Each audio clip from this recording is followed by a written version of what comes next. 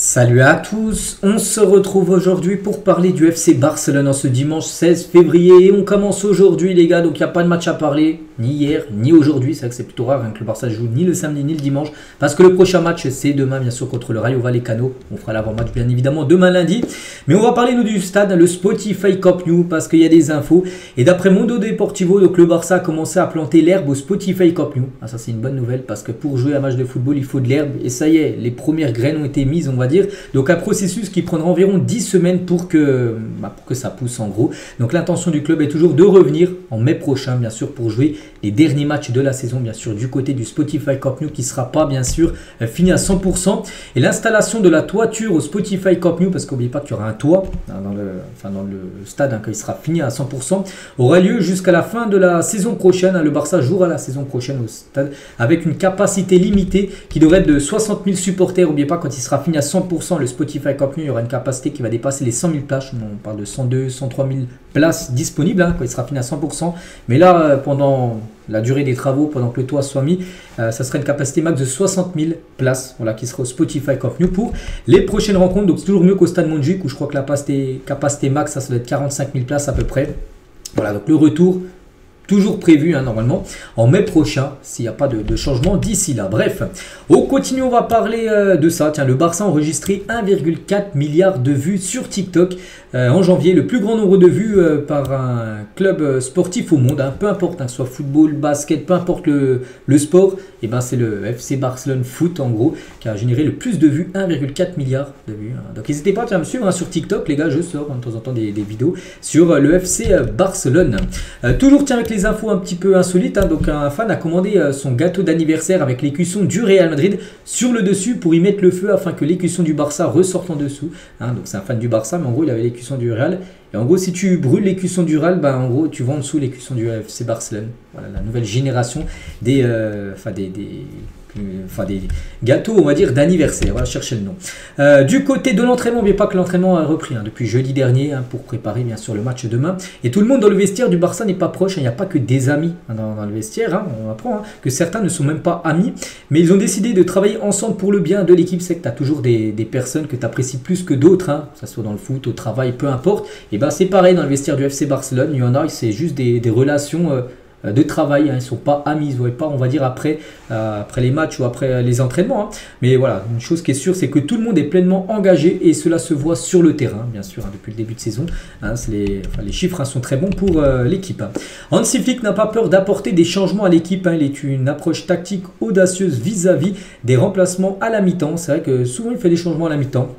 Voilà, puis dès qu'il voit qu'il y a quelque chose, il faut changer quelque chose, il le change. Il y a des entraîneurs, des fois, même s'ils voient qu'il y a des trucs qui ne vont pas, ils préfèrent garder, même si c'est des joueurs cadres, et laisser jusqu'à la fin du match. Non, voilà, si Flick il se dit qu'il y a peut-être ce joueur sur le banc sera bien meilleur que lui, il fait les changements, lui, il ne se prend pas la tête bien sûr, et ça se ressent aussi dans son coaching.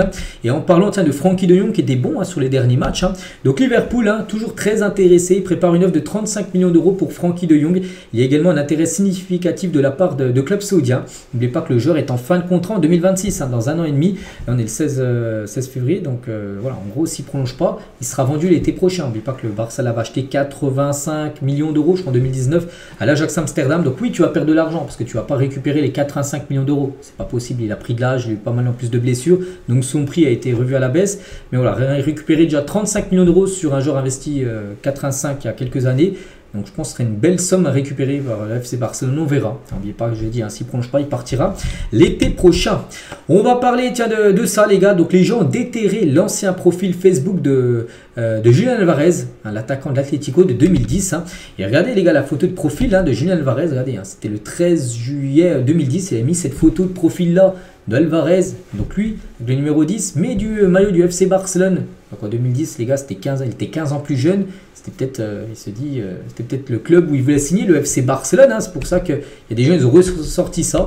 Et pourquoi pas, s'il venait au Barça pour l'après Lewandowski, est-ce que vous signerez les supporters du Barça?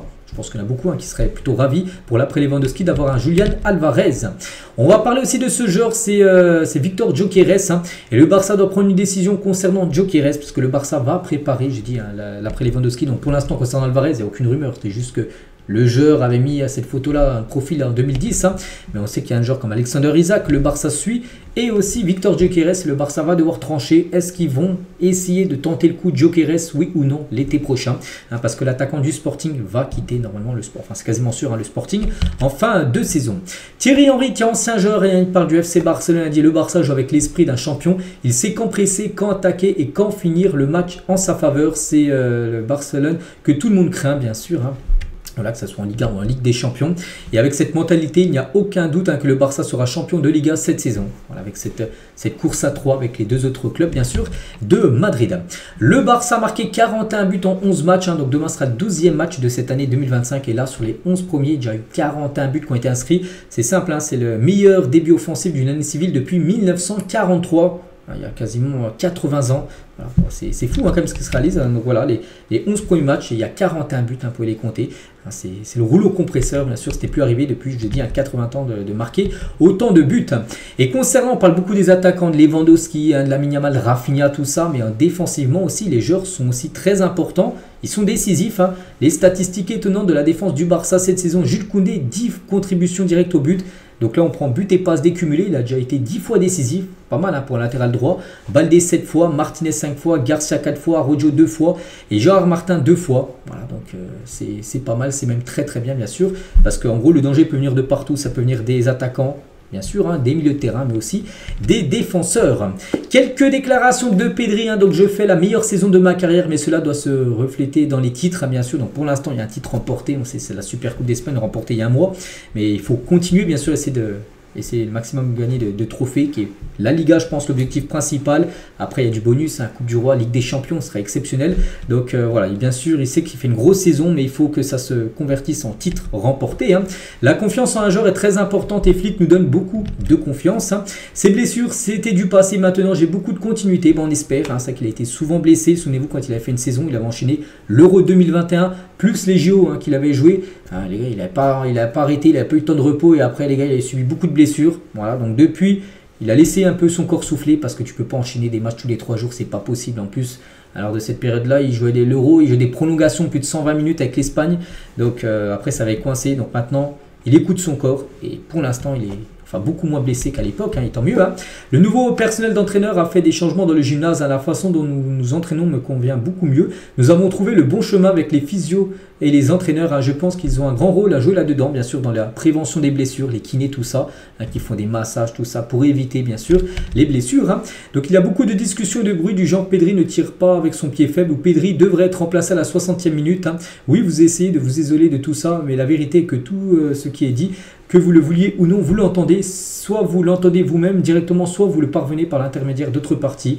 Voilà, que des fois, Pedri, enfin des personnes qui parlaient de lui, disaient qu'il ne pouvait pas finir un match. En gros, qu'il fallait le faire sortir à la 60e. Il ne pouvait pas tenir un match en entier. Que maintenant, si, bien sûr, il peut le faire. J'entends des choses comme Pedri va faire la fête, ou Pedri se blesse parce qu'il ne travaille pas dur à la salle de sport. Et la plupart d'entre eux sont des mensonges. Évidemment, il ne faut pas y prêter trop attention. Mais ces choses, vous les entendez et vous affectent. Je consacre autant de temps à l'entraînement qu'avant. La seule chose que j'ai changé, c'est la façon dont je m'entraîne. Pas les heures ou le temps que j'y consacre, mais peut-être dans la qualité de ces entraînements. Voilà.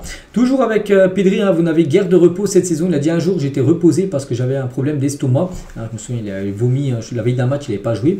Mais je fais partie de ces joueurs qui vaut peut-être mieux ne pas arrêter de jouer ou ne pas se reposer. Je ne sais même pas si mon corps a besoin de 30 minutes de repos. Donc lui aimerait jouer tous les matchs. Après, bien sûr, on sait que Flick, bien sûr, fait des changements pour éviter les blessures. En raison de ma condition physique actuelle, il est souvent préférable pour mon corps de jouer constamment. Souvent, je préfère avoir 30 minutes de jeu et maintenir le rythme des matchs plutôt que de m'arrêter soudainement et d'attendre 2 semaines avant de revenir au jeu. Voilà. Il préfère même jouer un fin de match, une rencontre où il doit commencer sur le banc, que pas jouer le match entier. Vous avez compris, pour garder et rester bien sûr dans le rythme. Rester au Barça au moins jusqu'en 2030. N'oubliez pas qu'il a prolongé son contrat. Je ne m'y attendais pas. Quand je suis arrivé ici, au début, j'ai dormi à l'hôtel. Je suis allé dormir avec mon frère. Je lui ai dit toujours, moi, j'ai fait une séance d'entraînement. J'espère que j'aurai de la chance, que je resterai ici. Puis oui, parce que maintenant, il a un contrat encore de 5 ans du côté du club. Quand je suis arrivé ici, je ne savais pas si j'allais rester au Barça jusqu'au jour où Koeman est venu avec moi et m'a demandé de rester à partir de ce jour-là. Tout a changé, bien sûr, pour Pedri. Si vous pouviez choisir un moment historique pour que Barcelone remonte le temps et joue un match, quel serait-il? La remontada contre le PSG, qu'il aimerait tout simplement vivre. Il n'était pas il n'était pas là, mais il aimerait bien sûr vivre ce match-là. Quelle est la personne la plus célèbre dans vos contacts? Messi. Ça, c'est pas trop une surprise, parce que voilà, Messi, on sait qu'il est en contact avec Pedri, puis Messi, c'est personne très très connue. Je ne suis pas senti comme ça depuis longtemps. J'ai souvent voulu être comme ça et j'en profite bien sûr d'être à son prime parce qu'actuellement il est à son prime. Pedri. Et peut-on rêver de la Ligue des Champions? Pourquoi pas? Rêver gratuit, bien sûr. Le Barça peut aller très loin en Champions League cette saison. Et il est vrai que ces dernières années, la Ligue des Champions était compliquée. Dans les grands matchs, nous n'étions généralement pas performants et nous ne gagnons pas. Je pense que cette année est tout le contraire. Je pense que dans les grands matchs, nous montrons notre force. On verra maintenant en 8e de finale ce que ça donnera. Et on finit aujourd'hui avec Rafinha et sa femme qui fêtent leur 3e anniversaire de mariage. Et il a vu les choses en grand, Rafinha, donc félicitations à lui. Et demain, bien sûr, il sera présent pour la rencontre. Donc voilà les gars, tout ce qu'il y a à dire aujourd'hui. J'espère que ça vous a plu. Donc nous, on se retrouve demain. Mais pas, on fera l'avant-match de la rencontre contre le Rayo Vallecano. Bonne fin de week-end à vous et à demain.